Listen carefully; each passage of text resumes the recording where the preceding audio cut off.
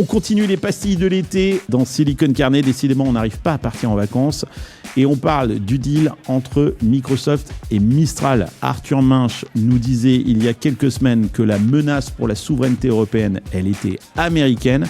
Eh bien, ils viennent de signer un accord majeur avec Microsoft. Alors, certains souverainistes parlent de capitulation. Je ne suis pas tout à fait d'accord avec eux. Je pense que j'ai souvent été critique avec Mistral. Et là, je pense que ce deal avec Microsoft n'est pas forcément si con que ça. Mais je vous propose d'en débattre tout de suite avec le professeur Pierre Gobil, Fabrice Cepelboin et Fanny Bouton.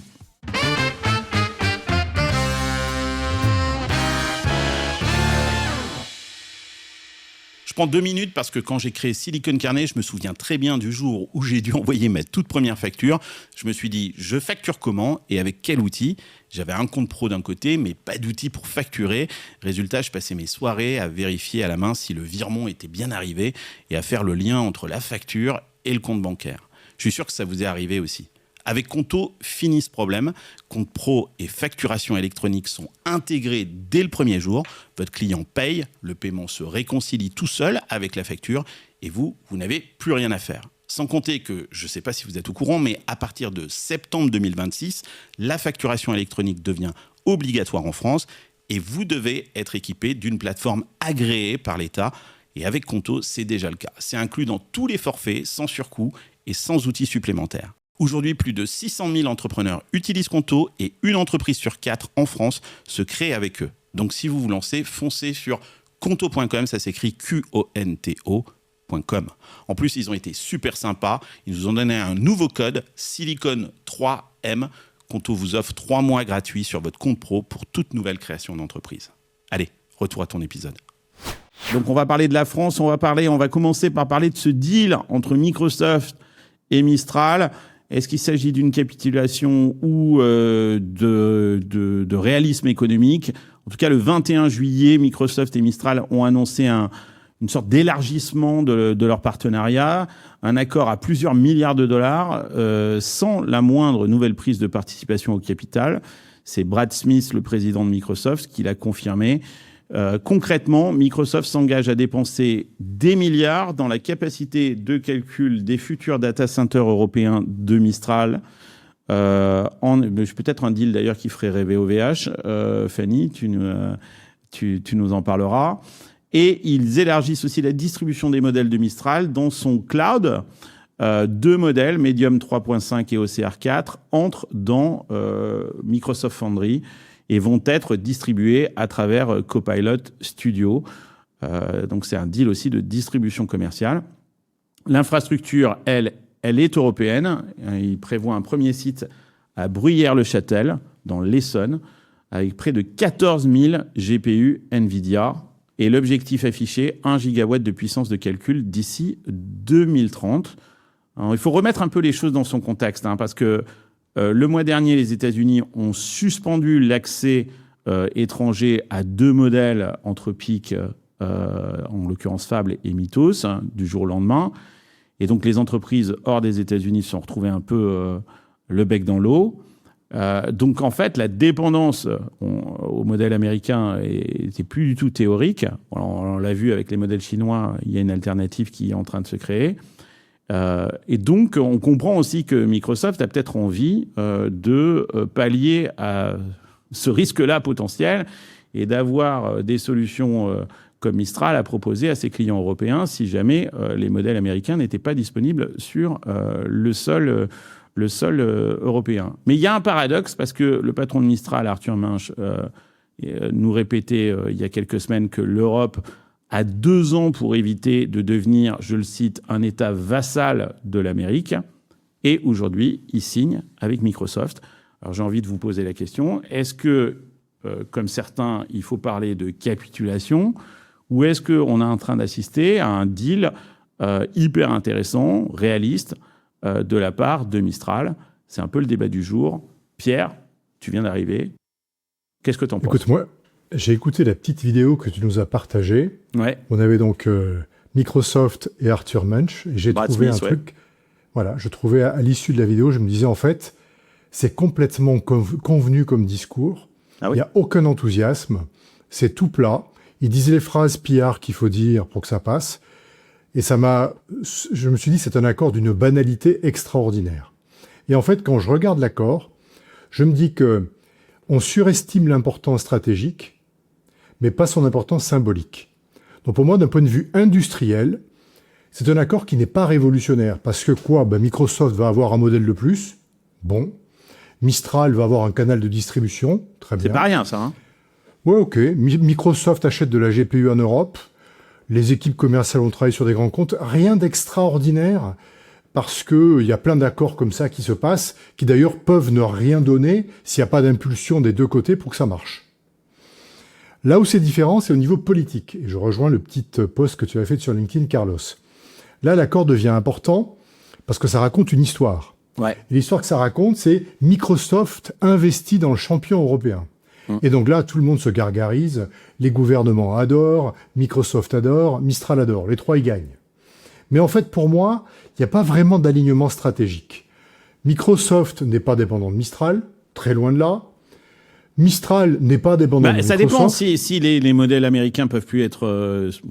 c'est vrai que avant que ça arrive... ouais. Ok, bon, tu l'as dit, donc je sais pas moi qui l'ai dit.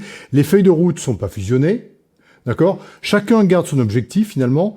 Microsoft, il veut davantage d'Azure, il veut rassurer les régulateurs, il veut offrir des choix aux gens, et Mistral, lui, il veut plus de chiffre d'affaires, accéder aux grands comptes et financer sa croissance.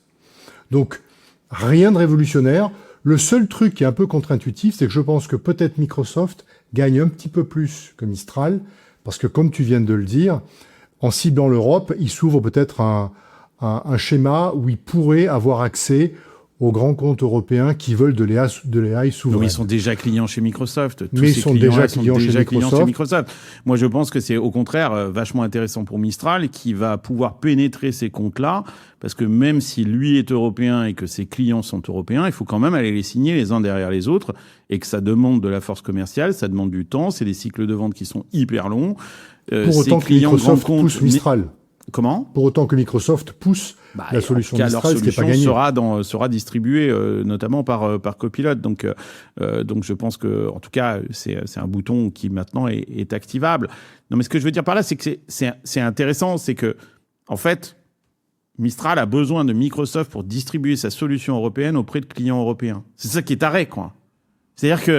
je sais pas si tu peux dire ça. Ça va leur faciliter, ça va leur accélérer la chose. Et ça... Non, mais attends, un truc. Laisse-moi terminer, Fanny. Pour une raison, c'est que... Et ça, les gens en France ne comprennent pas ça. C'est que ils voient les clients, et on le voit bien notamment avec tout le débat sur Total, quoi. C'est-à-dire qu'ils voient Total, et ils se disent, mais Total, c'est une boîte française qui n'exerce son activité qu'en France. Pour la majorité des Français. Or, ces boîtes-là internationales dont on parle françaises, elles sont internationales. C'est-à-dire d'avoir une solution souveraine en France pour le marché français, ok, mais elles sont déployées partout dans le monde, donc elles ont besoin de Microsoft. Elles ont besoin de solutions qu'on puisse déployer de façon internationale. Et là, quand toi, t'arrives tout seul, Mistral, et que tu dis, moi j'ai une solution, elle est souveraine. Oui, ok, super, mais le marché français, j'en ai rien à foutre. Je m'appelle L'Oréal, je suis partout dans le monde. Donc, tu me règles un problème sur le territoire français, voire européen, super. Mais comment je fais au Japon ? Tu vois, et c'est là que tu as besoin de Microsoft. Ce que voit Microsoft aussi, c'est quand même l'accès à l'État. C'est pour ça que comme on est une économie étatique, en France en tout cas on l'est, Microsoft voit ça comme un accès à l'État qui est le plus gros client possible en France. Donc c'est là où peut-être c'est Microsoft qui gagne plus que Mistral, de mon point de vue. Ok.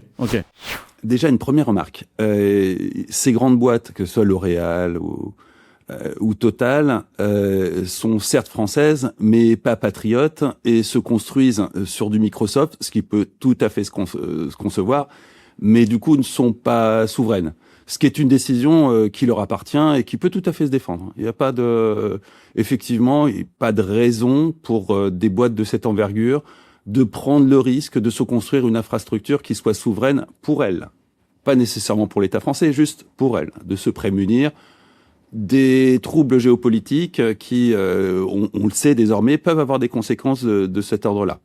Ne serait-ce que vis-à-vis des États-Unis, vis-à-vis de la Chine, ils sont clairement maintenant liés à de l'infrastructure qui est américaine, ce qui, encore une fois, peut tout à fait se défendre pour ce qui est de Total. Objectivement, quand on voit l'économie dans laquelle ils naviguent, il vaut mieux être du côté des Américains que des Chinois, et ça n'a pas le moindre intérêt d'être du côté de la France. Donc c'est vraiment un choix qui se défend parfaitement. Réfléchissons 2 minutes. Hein. T'imagines que tu t'appelles L'Oréal, tu dis à tes salariés français d'utiliser du Mistral, à la limite, ils comprennent. Ils ont vu Arthur Minch au journal de 20h. Mais tu dis la même chose à tes salariés au Japon, ils rigolent. Ils rigolent, ils se disent non mais attends, pourquoi? Non mais moi le premier. Non, c'est pas vrai parce qu'au Japon déjà ils aiment bien les solutions françaises. Bon, ils ok. aiment bien tout ce qui est français. Alors je sais pas, en Australie oui, ou aux États-Unis. Aux États-Unis. Ils aiment bien Louis Vuitton, mais pour ce qui est des technologies françaises, les Japonais les ignorent. Il faut être honnête. Et pour être tout à fait honnête, si j'étais le conseiller de Total ou de L'Oréal, je m'opposerais pas du tout à ce genre de choix. Maintenant, pour revenir sur les déclarations de souveraineté et la deadline de 2 ans annoncée par Arthur Mensch, c'est plié. On a le choix entre être une colonie et éventuellement un gouvernorat. C'est ça qui va jouer dans les 2 ans. Et là, effectivement, la solution de Mistral pourrait nous permettre de pencher vers un gouvernorat plutôt qu'une colonie. C'est mieux, mais ça n'a plus rien à voir avec une quelconque souveraineté.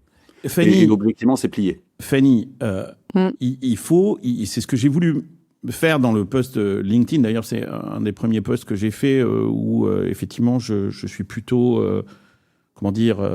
positif avec Mistral. Ça m'a valu 1600 likes, donc je devrais le faire plus souvent, quoi, en fait, visiblement, quoi. Non, mais il y a une question d'échelle. C'est-à-dire que je pense que la France est peut-être en train de se rendre compte de l'échelle à laquelle est-ce qu'on parle. Comme on l'a vu dans le premier sujet, Mistral a levé 4 milliards entre du capital et de la dette. Pour fabriquer des hyperscalers en France, ça ne suffit pas, 4 milliards. On est d'accord, Fanny. Il faut beaucoup plus d'argent que ça. Alors, Clara Chapaz m'a envoyé un message quand elle a vu mon post LinkedIn pour me dire que c'était aussi grâce au deal que le gouvernement a construit avec MGX et que c'est grâce à ça aussi que Mistral a pu signer ce contrat avec Microsoft. Donc tout le monde est en train de dire que c'est grâce à lui. Microsoft investit 190 milliards. Là, je montre les chiffres des hyperscalers, de leur investissement, les hyperscalers américains, en termes de CAPEX. On est à plus de presque 800 milliards d'investissements en 2026. Nous, on a 4 milliards avec Mistral. Est-ce que Mistral avait vraiment c'est pour ça que je dis que c'est pas forcément débile, parce que Mistral a peut-être compris qu'ils n'ont pas la thune, ils n'ont pas le revenu, ils n'ont pas l'État derrière, et que les seuls qui peuvent les aider, c'est Microsoft pour fabriquer ce data center dans les sols. Quand ils disent ils n'ont pas l'État derrière, si, ils ont l'État derrière, ils n'ont pas un État riche derrière. Ouais. Donc l'État n'a pas les moyens effectivement de faire suffisamment de commandes publiques. Ouais. Et d'ailleurs, l'État va chercher les 73 milliards de SoftBank parce qu'il ne les a pas lui-même, quoi, en fait, pour fabriquer des data centers. C'est très bien que Mistral ait un client comme Microsoft, une boîte française qui signe comme ça un contrat, c'est de l'argent qui rentre, donc il n'y a pas de trahison, c'est de la commande, c'est pas, comme tu dis, ils prennent rien de plus au capital, donc moi je vois pas le problème là-dessus. Bravo Arthur. Bravo Arthur, bravo le deal, c'est très très bien. C'est aussi des positions stratégiques de communication, comme Pierre l'a dit, la vidéo, pour l'instant, ça transcende rien et il faut que ça acte. Tout ce projet de data center porté par Mistral, c'est très ambitieux. Faire de l'IA, c'est bien. Monter des data centers, les sécuriser, avoir l'électricité, c'est encore une autre paire de manches. Et c'est là où OVH Cloud fait son boulot et d'autres le font aussi. Il y a une guerre entre OVH et Mistral. Fanny, il y a une guerre entre OVH et Mistral. Non, pourquoi est-ce que vous n'êtes pas mis d'accord ensemble et pourquoi est-ce que Mistral a été chercher Microsoft si OVH pouvait l'aider? Alors, je ne crois pas qu'il y ait eu de discussion dans ce sens-là. Il n'y a pas eu les échanges nécessaires. Et après, je pense aussi que la vision, mais alors là, je parle pour moi-même et pas pour OVH, que Octave, sur le déploiement de data centers et la possibilité d'avoir suffisamment d'électricité pour fournir tout ce qui est promis, c'est pas les milliards de MGX qui suffiront à faire, quoi. C'est bien d'avoir l'argent, mais tu peux pas produire un data center d'IA comme ça du jour au lendemain, avoir l'électricité pour tout faire tourner, avoir les GPU. Et donc là, Arthur et Mistral, ils ont un vrai challenge qu'il va falloir tenir. Donc pour l'instant, il y a des promesses, mais il va falloir mettre tout ça en action. Et c'est pas que avec du carnet de commandes que ça va se faire. Et Dieu sait que il suffit d'une petite grenouille d'une certaine couleur pour ralentir beaucoup les constructions en France et en Europe. Et du côté de Brière-la-Châtelle, je sais pas, mais est-ce qu'il y aura une fleur ou une crevette voilà. Je ne sais pas, mais en tout cas, c'est un vrai challenge, ça prend du temps et c'est pour ça qu'il y a aussi plein de constructeurs qui se déploient autre part en Europe. En France, on a l'électricité à un coût intéressant et avec un taux de pollution relativement modéré, puisque c'est du nucléaire dans la majorité des cas, mais ça suffira pas et c'est un vrai sujet. Donc, c'est très bien. Moi, j'attends de voir la suite. C'est des super challenges, mais c'est très, très difficile à réaliser. Pierre, pour rebondir sur ce que tu disais sur l'enthousiasme, c'est vrai, quand on regarde la vidéo, ça sent pas l'enthousiasme. En tout cas, du côté de Mistral, on le sent un peu emmerdé. On dirait un peu qu'il a fait caca dans sa couche. Mais par rapport à Brad Smith, qui lui a l'air beaucoup plus... Alors tu vas me dire c'est un Américain, mais moi il est par nature enthousiaste. Mais moi j'ai fait ma petite enquête, j'ai quelques contacts chez Microsoft et j'ai appris un truc très intéressant. C'est que Brad Smith, il est hyper francophile. Hyper francophile. C'est-à-dire que lui, il adore la France. D'ailleurs, tu remarqueras sur la vidéo, il commence en disant « Bonjour la France », tu vois, il fait un truc en français sur la vidéo. Arthur, hello, bonjour. I'm so excited about today. You and I have been talking about this and working towards this. When we've been in different parts of the world, we've compared notes on this. And finally, the day has arrived. I think this is a big step for Microsoft, for Mistral, for our joint customers, even for our countries and continents in the world. We will do more together to bring more AI capacity to our customers. I just think it's a fantastic step. I'm so thrilled that we've gotten this done. Mistral se rend peut-être pas compte de ça, mais ils ont un allié chez Microsoft. Et je pense que les équipes de Microsoft France ont fait un énorme boulot parce que je pense que la concurrence, elle se joue effectivement au sujet européen. On a pris ce contrat chez Microsoft parce que peut-être que ce contrat de Microsoft et ces milliards de Microsoft allaient peut-être partir ailleurs en Europe, quoi. Et que là, on les a récupérés par l'élastique du slip, parce que Brad Smith est francophile, parce que les équipes de Microsoft France ont fait leur boulot, et peut-être parce que Clara Chapaz... Et aussi parce que le bilan carbone de tous les GAFAM est en train de plonger du fait justement de cette frénésie de data center, et que la France, pour le coup, effectivement, offre une énergie qui est quasiment décarbonée. Tu crois qu'ils ont quelque chose à foutre ? Oui. Ça rentre dans tout un tas de stratégies d'investissement, de machin. Oui, c'est important, ton bilan carbone, ne serait-ce que pour des considérations bassement financières, hein, même si t'en as absolument rien à foutre de l'écologie. Pour des considérations bassement financières, ton action Microsoft, elle a besoin de présenter un bilan carbone le plus propre possible. Donc, la France est un vrai atout là-dessus. L'inconvénient, comme tu le disais, c'est que effectivement, le moindre pépin administratif, la moindre plainte déposée devant un tribunal administratif au prétexte qu'il y a je ne sais quelle espèce protégée à l'endroit où tu construis ton data center peut retarder le chantier de 6 mois ou 1 an. Et ça, évidemment, ça ne manquera pas de plaintes au tribunal administratif. Macron avait même envisagé de passer outre et de faire les data centers à la façon de Notre-Dame en passant outre toutes les contraintes administratives.